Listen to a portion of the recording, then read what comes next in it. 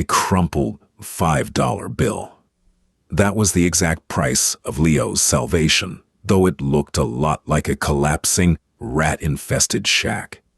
He was 14, homeless, and freezing. The town laughed when the gavel fell. They stopped laughing when he tore up the floorboards. The deadbolt slid home with a heavy metallic thud that sounded entirely too final. Leo stood on the cracked concrete of the driveway, the rain plastering his thin cotton shirt to his ribs. At his feet sat a black plastic garbage bag. It contained 2 pairs of jeans, a faded sweatshirt, 3 pairs of socks, and a toothbrush with frayed bristles. That was 14 years of existence, neatly packaged in 50 cents worth of polyethylene. Inside the house, the television flickered blue through the living room curtains. Wayne was watching football. The game was tied in the 4th quarter, which meant Wayne's temper was operating on a hair trigger. The last thing his stepfather had said, before shoving Leo out into the November storm, was a slur of cheap beer and resentment. "Don't come back until you figure out how to pull your own weight." Leo didn't cry. Crying was a luxury for kids who had someone around to care about the tears. He just picked up the bag, slung it over his shoulder, and started walking. The first week was an education in invisibility. Society is remarkably adept at ignoring things that make it uncomfortable, and a scrawny, hollow-eyed teenager sleeping under the industrial heat exhausts behind a strip mall is highly uncomfortable. Leo learned the rhythms of the streets with the fast, brutal efficiency of a stray dog. He learned that the library was safe for exactly 3 hours before the security guard started asking questions.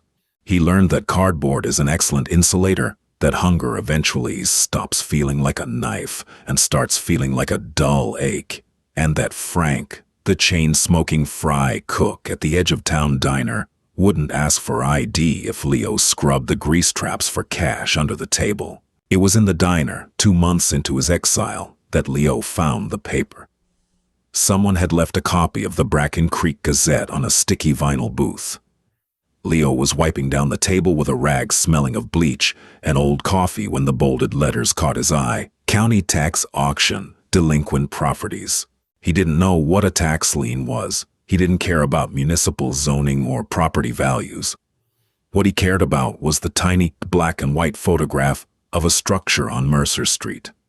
It was slated for demolition, a casualty of a dying Rust Belt town, where the factories had long since closed their doors and taken the money with them.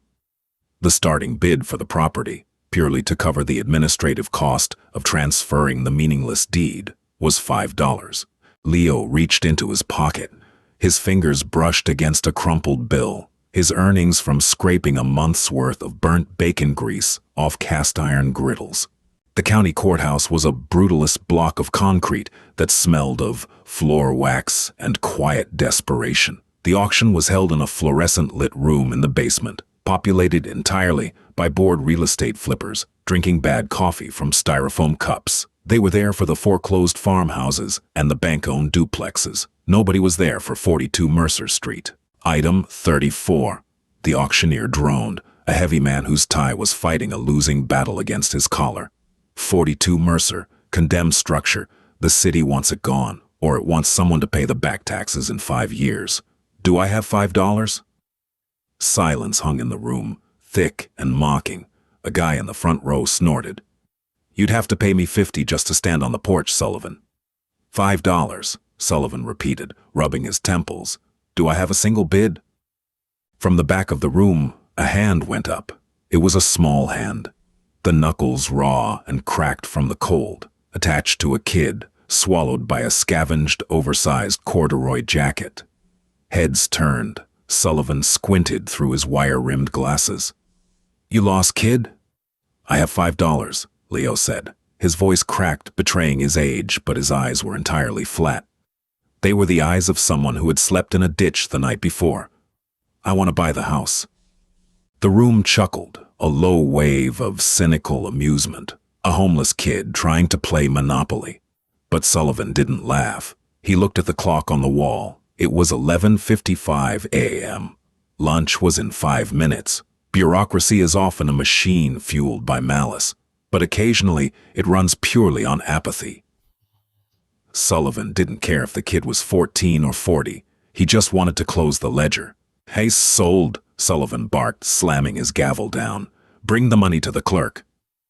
The paperwork was a joke. Leo wrote Leo Miller on the line. No one asked for a driver's license. No one asked for a social security number. For a crumpled, grease-stained Lincoln, the county gladly transferred the liability of a rotting hazard onto the shoulders of a minor. He walked out of the courthouse with a piece of paper that said he owned a piece of the earth. It wasn't much, but it was a door. And a door meant a lock. And a lock meant that, for the first time in his life, Leo got to decide who stayed outside. Mercer Street was less of a road and more of an asphalt suggestion, heavily potholed and strangled by dead weeds. Number 42 sat at the dead end, a two-story Victorian nightmare that looked like it had been violently dropped from the sky and left to rot. The roof sagged like a broken spine. The windows were either shattered or boarded up with decaying plywood. The front porch leaned at a terrifying angle, overgrown with creeping ivy that seemed to be the only thing holding the wood together. It was a corpse of a house. Leo stood on the overgrown lawn, the deed folded perfectly square in his breast pocket. He stepped onto the porch. The wood groaned under his meager weight, a hollow, echoing sound. There was no key. The front door was held shut by a rusted padlock that had long since broken away from the rotted doorframe. He pushed it open. The smell hit him first, a thick, suffocating wave of black mold, wet plaster, and raccoon urine. The interior was a disaster of collapsed ceilings and ruined floorboards. Trash was piled waist-high in the parlor, old tires, broken beer bottles, waterlogged mattresses, and the scattered debris of squatters who had come and gone years before. Most people would have turned around.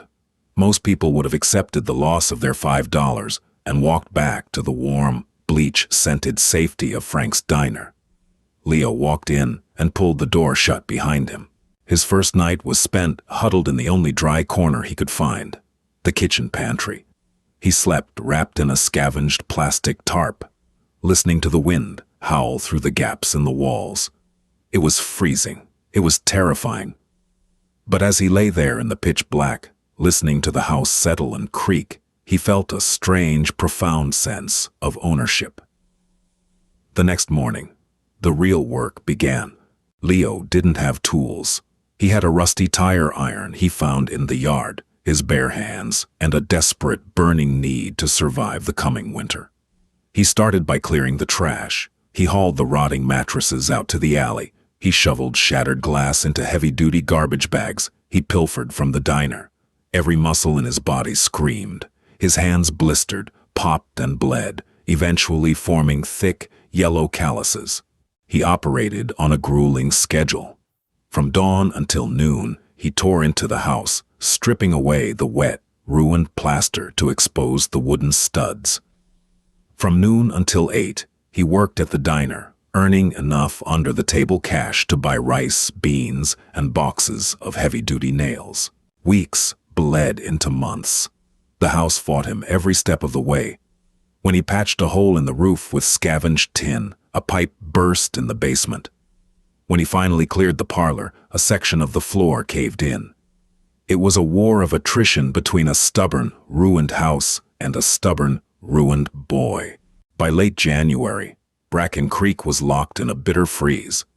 Leo had managed to seal the downstairs living room, insulating the walls with discarded cardboard boxes and thick layers of newspaper, covering it all with cheap plastic sheeting. It wasn't pretty, but it trapped the heat from the small kerosene heater he had bought from a pawn shop. The cold, however, was insidious. It found its way in through the floor. A terrible draft kept sweeping through the room, originating from a buckled section of oak floorboards near the boarded-up fireplace. One freezing Tuesday night, unable to sleep because his breath was pluming in the air, Leo grabbed his tire iron. If he couldn't stop the draft from above, he was going to pry up the boards and stuff the joists with insulation. He jammed the flat end of the iron beneath the warped oak and threw his weight into it. The wood shrieked, fighting the leverage before snapping upward with a crack that sent a cloud of century-old dust into the air. Leo coughed, waving the grit away from his face, and reached down into the dark cavity between the joists. His hand didn't find empty space or dirt. It hit something solid, something metal. He frowned, leaning closer. The beam of his cheap dollar store flashlight cut through the dust. Wedged tightly between the thick, rough-hewn floor joists was a dull, gray box. It wasn't a lockbox or a safe. It looked like a heavy industrial ammunition crate, completely devoid of rust, as if the metal had been treated. Leo's heart did a strange, heavy thump against his ribs. He jammed the tire iron further down, prying up 2 more boards to widen the gap. The physical exertion warmed him, sweat prickling at his hairline despite the freezing air. He gripped the heavy iron handle on the side of the box and pulled. It didn't budge. It was incredibly heavy. Bracing his boots against the floorboards, he gripped the handle with both hands, letting out a sharp grunt of effort. The box slid upward, scraping against the wood until he heaved it out of the floor and let it slam down onto the dusty living room floor. It was roughly the size of a suitcase, secured by a thick brass padlock that had turned green with age. Leo sat back on his heels, his breath coming in ragged gasps. He stared at the box. The house was utterly silent, save for the wind rattling the plywood on the windows. He didn't know what was inside. Part of him, the cynical, deeply bruised part, expected it to be full of rocks, or old newspapers, or a final cruel joke left by a universe that enjoyed kicking him while he was down. But the padlock was heavy. The box was sealed tight. He didn't have a key. He didn't need one. He raised the tire iron high above his head, the metal glinting in the pale beam of the flashlight, and brought it down on the ancient brass lock with all the violence and anger of a boy who had been thrown away by the world. The lock shattered. Leo dropped the iron. His hands were shaking as he reached out, flipping the heavy metal latches upward. They yielded with a stiff, agonizing creak. He pushed the heavy lid back. The flashlight illuminated the interior, and for a long, suspended moment, Leo simply forgot how to breathe. There were no gold coins. There were no diamonds. Instead, the box was packed tightly with rows of heavy, rectangular shapes, wrapped meticulously in thick, yellowed oilcloth. He reached out, his calloused fingertips trembling, and peeled back the fabric of the first bundle. The dull, unmistakable gleam of heavy silver caught the light. It was a bar roughly the size of a brick, stamped with faded, archaic foundry markings from a century ago. Beneath it sat another, and another, and tucked tightly against the metal bars were thick, vacuum-sealed glass jars, stuffed to the brim with tightly rolled, pristine paper currency, $100 bills featuring the faces of presidents who had been dead long before the Great Depression even started. Leo sat in the freezing dirt of his $5 house, holding a silver bar that weighed more than everything he had ever owned in his life combined. The town had sold him their garbage. They had no idea they had handed him the keys to a forgotten empire. The first emotion wasn't joy, it was terror. Leo sat in the freezing dust of the parlor, the heavy silver bar resting in his blistered palms. The beam of the flashlight flickered, casting long, erratic shadows against the exposed wooden studs. He was 14 years old. He was a runaway in the eyes of the law, a vagrant in the eyes of the town, and currently in possession of a small fortune in unregistered bullion and antique currency. If he walked into a local bank with a jar full of 1928 gold certificate $100 bills, he wouldn't get a deposit slip. He would get a police interrogation. Society hates poverty, but it despises unexplained wealth in the hands of the poor even more. They would take it. They would claim it belonged to the state or the previous owners or some distant relative of a dead bootlegger. They would take the money, they would take the house, and they would send him back to Wayne. Leo carefully wrapped the silver bar back in its yellowed oilcloth. He placed it inside the heavy iron box, shut the lid, and fastened the broken latches as best he could. He dragged the heavy crate to the deepest, darkest corner of the cellar, burying it beneath a mountain of rotting lumber and collapsed stone. He didn't sleep that night. He sat by the kerosene heater, gripping his tire iron, watching the front door. Survival requires a cold, calculating pragmatism. Leo understood that the money was utterly useless if it couldn't be spent invisibly. 3 days later, he requested a Tuesday off from the diner. He walked 4 miles to the interstate on-ramp and caught a Greyhound bus heading 3 counties over to an industrial city where nobody knew his face. His backpack held a single silver brick, wrapped in an old newspaper and sealed in a plastic grocery bag. The pawn shop was a cramped, claustrophobic box located between a liquor store and a bail bondsman. The windows were barred. The air smelled of stale tobacco and desperation. An older man with a thick gray beard and a jeweler's loop dangling from his neck stood behind a wall of bulletproof glass. Leo approached the counter. He unzipped his backpack, pulled out the heavy newspaper-wrapped brick, and slid it through the metal transaction slot. The pawnbroker didn't look up immediately. He peeled back the paper, his expression bored, expecting stolen car stereos or cheap copper wire. When the dull, heavy luster of the silver caught the fluorescent light, the old man's hands stopped. He picked up the bar. He weighed it. He examined the antique foundry stamp through his loop. "Where did you get this, kid?" The voice was gravelly, laced with deep suspicion. "It was my grandfather's," Leo lied. His voice was flat, devoid of any tremor or hesitation. "He passed away. My mom needs rent money. She told me to bring it here." It was a standard, tragic excuse. The pawnbroker looked at Leo's frayed corduroy jacket, the dark circles under his eyes, and the dirt under his fingernails. It was a believable story.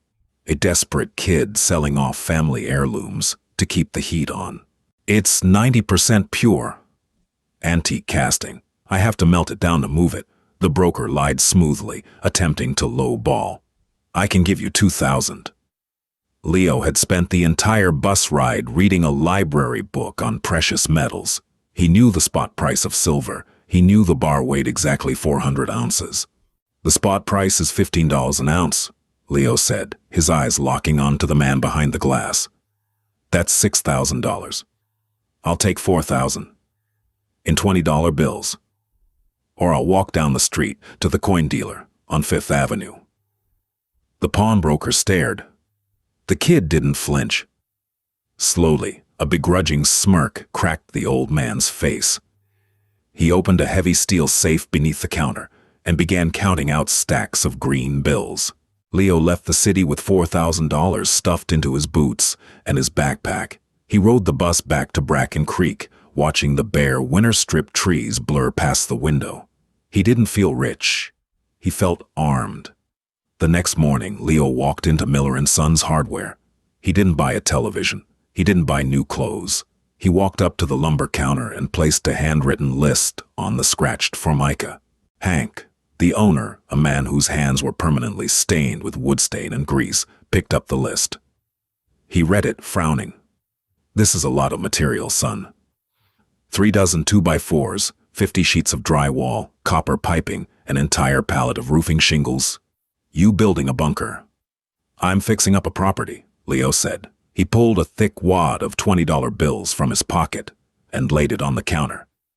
"I need it delivered to the dead end of Mercer Street, number 42. Hank looked at the cash, then at the kid.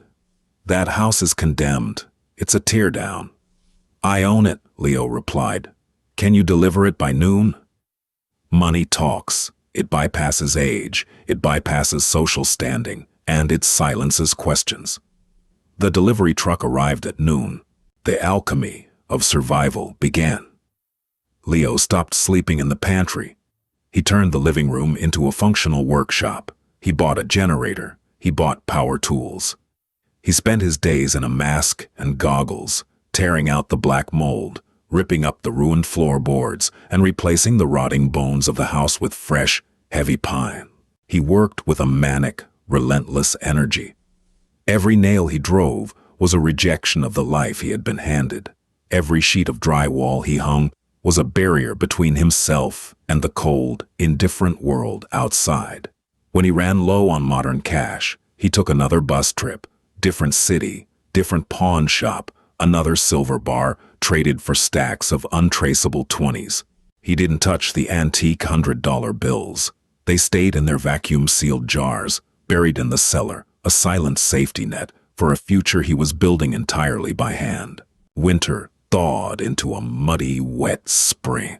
Bracken Creek was a town that thrived on gossip, and it didn't take long for the rumors to start. The abandoned blight on Mercer Street was no longer a rotting corpse. The sagging front porch had been torn down and rebuilt with pressure-treated lumber. The shattered windows were replaced with thick, double-paned glass. The roof, once a gaping maw, was now a tight, black grid of brand-new asphalt shingles. People drove by slowly. They saw a lone teenager hauling bags of concrete mix, painting the siding a sharp, clean slate gray, fixing the plumbing, wiring the lights. The kid from the diner, the homeless boy, he was building a fortress, and the town, deeply unsettled by his quiet, fierce competence, didn't know how to handle it. It was early October, exactly 11 months after Leo had walked out of the courthouse with the deed. The air was turning crisp, smelling of fallen leaves and wood smoke. Leo was standing in his kitchen. The floor was covered in smooth, dark oak laminate. The walls were painted a crisp, clean white. New stainless steel appliances hummed quietly. He was making coffee. He wasn't scrubbing grease traps anymore. He had quit the diner in July. A heavy, aggressive pounding echoed from the front of the house. Leo stopped pouring the water. He set the kettle down on the granite countertop. He didn't panic. He simply wiped his hands on a towel and walked down the hallway toward the front door. He looked through the peephole. Standing on the newly built porch, his heavy work boots tracking mud onto the freshly stained wood, was Wayne. Wayne looked exactly the same.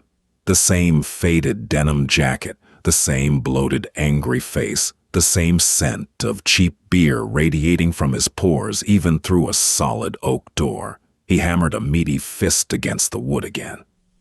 "I know you're in there, Leo. Open the damn door."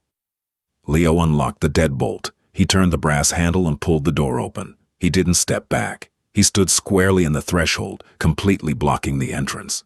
Wayne froze, his fist raised to knock again. He blinked, staring at the boy standing in front of him. Leo had grown 3 inches in the past year. The manual labor had packed thick, hard muscle onto his shoulders and arms. He wasn't the hollow-eyed, terrified kid who had been thrown out into the rain with a garbage bag. He stood tall, his posture straight, his eyes cold and utterly unafraid. Wayne lowered his hand, his gaze shifting past Leo's shoulder to look at the interior of the house. He saw the gleaming hardwood floors. He saw the modern light fixtures. He saw the heat radiating from the baseboards. "Well," Wayne grunted, a nasty, calculating smile spreading across his face. "Look at this. Word around town was you bought yourself a shanty. Looks like you've been holding out on me. Place is a damn palace." "What do you want, Wayne?" Leo's voice was low. It didn't crack. It held no emotion. "What do I want?" Wayne laughed, a harsh, grating sound. He took a step forward, expecting Leo to retreat. Leo didn't move a millimeter. "I'm your father. I raised you. I clothed you. I put food in your mouth for 14 years. You owe me." "You're my mother's ex-husband," Leo corrected smoothly. "She died when I was 10. You threw me out into a storm with nothing. I owe you exactly what you gave me." "Nothing." Wayne's face flushed dark red. The vein in his neck throbbed. The familiar, volatile anger that had terrified Leo for years flared up. "You listen to me, you little punk. I don't know who you robbed to pay for all this, but you are a minor. You can't own property. This house belongs to your legal guardian. And that is me." Wayne lunged forward, reaching out to grab Leo by the collar of his shirt, intending to physically drag the boy out of the doorway. A year ago, Leo would have cowered. A year ago, Leo would have taken the blow. Today, Leo's left hand shot out with blinding speed. He didn't throw a punch. He grabbed Wayne's thick wrist, his calloused fingers locking around the bone like a steel vise. He twisted, sharply and painfully, forcing Wayne's arm downward. Wayne gasped, stumbling forward, his momentum completely broken by the sudden, intense pain in his wrist. He looked up, shocked, staring into eyes that were utterly devoid of fear. "Let's get a few things legally straight," Leo said, his voice dropping to a terrifyingly calm whisper. He kept the pressure on Wayne's wrist. "The county sold this property at public auction. The deed is in my name. The taxes are paid for the next 10 years. In the state of Pennsylvania, a minor can hold title to real property. The courts don't care about my age. They care about the property tax. And the property tax is paid." Leo shoved Wayne's arm back, forcing the older man to stumble backward until his boots hit the edge of the porch stairs. Furthermore, Leo continued stepping forward, forcing Wayne to take another step back down onto the dead grass. "You abandoned me. You physically removed me from your residence and ceased all financial and physical support. By legal definition, you voluntarily relinquished your guardianship. If you try to claim otherwise to a judge, I will tell them exactly why I spent November sleeping behind a dumpster. I will tell them about the bruises. I will tell them about the money you stole from my mother's bank account before she died." Shui. Wayne stared, his chest heaving. The blustering, violent bully was suddenly facing a brick wall. He looked at the heavy, solid house. He looked at the boy who had built it. There was no leverage here. There was no fear to exploit. "You're a monster," Wayne spat, rubbing his wrist, his voice trembling with impotent rage. "You're a cold, ungrateful little freak." "I am exactly what you made me," Leo replied. He didn't raise his voice. He didn't scream. He simply looked at the pathetic, angry man standing on his lawn, realizing with a profound sense of peace that Wayne had absolutely no power over him anymore. The phantom that had haunted his nightmares for years was just a sad, bitter drunk standing in the dirt. "Get off my property," Leo said. "If you ever step foot on this street again, I won't call the police. I'll handle it myself." Wayne opened his mouth to speak, to throw out one last insult, but the words died in his throat. He saw the cold, dead certainty in Leo's eyes. Wayne turned, his shoulders slumped, and walked quickly down the cracked asphalt of Mercer Street, kicking a stone out of his path. He didn't look back. Leo stood on the porch, watching the man disappear around the corner. The wind rustled the dead ivy clinging to the old chain-link fence at the edge of the yard. He took a deep breath. The air smelled like pine needles and impending snow. It smelled like freedom. He turned around and walked back inside. The house was warm. The floorboards didn't creak. The roof didn't leak. He reached out, grabbed the heavy brass handle of the front door, and pulled it shut. The deadbolt slid home with a heavy metallic thud. It sounded entirely too final. And for the first time in his life, Leo smiled. Want to know how Leo turned this impossible discovery into the ultimate revenge against the town that abandoned him?